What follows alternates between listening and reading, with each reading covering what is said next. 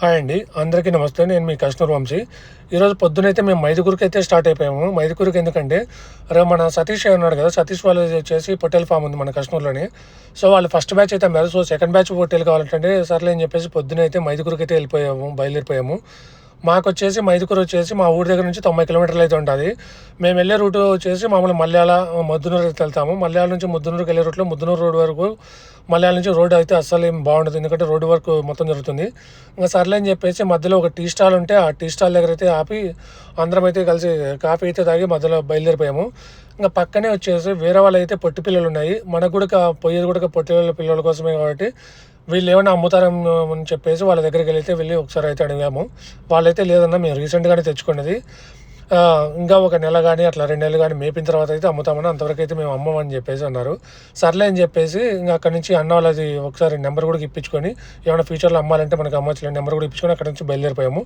ఇప్పుడు మీరైతే క్యాంపర్ చూస్తున్నారు అది మొత్తం మైదుకూరు సంతకే. ఇంకా మైదుకూరు సంతకు స్టార్టింగ్లో నుంచి మొత్తం ఇట్లా కోళ్ళు, బాతులు, చిన్న చిన్న కంజులు ఇవన్నీ అయితే మొత్తం అమ్ముతుంటారు.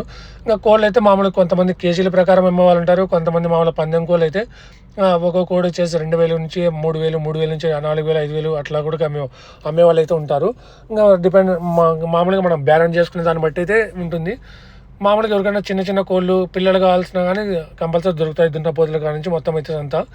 మైదుకూరు సంత వచ్చేసి శనివారం జరుగుతుంది. సో మామూలుగా ఎవరైనా రావాలని కానీ శనివారం అయితే మైదుకూరు సంతకి అయితే పోండి.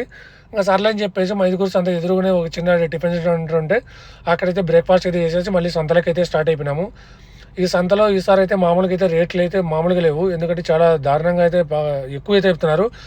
ఒక రకంగా ఉన్న చిన్నపిల్లల పొట్టేలు కూడా దాదాపు 26,000, 25,000, 25,200 అట్లయితే చెప్తున్నారు రేట్లు అయితే. ఎందుకంటే ఎండలకాలం వచ్చేసి రోగాలు అట్లా తక్కువ ఉంటాయి కదా, సో దాని గురించి అయితే రేట్లు కూడా ఎక్కువ ఉన్నాయి. ఇప్పుడు వచ్చేసి మీరు పిల్లలు చూస్తున్నారు కదా, అసలు పాలు తాగే పిల్లలు కూడా కొన్ని మర్చిపోయింటాయి అంతే. ఇది వచ్చేసి దాదాపు ఆ పిల్లలు అయితే 26,000 అయితే చెప్పారు. ఇంకా సర్లే అని చెప్పేసి మళ్ళీ సంతలో ఎప్పుడైనా పేషెన్స్ అనేది ఉండాలండి, ఓపికనే ఉండాలి.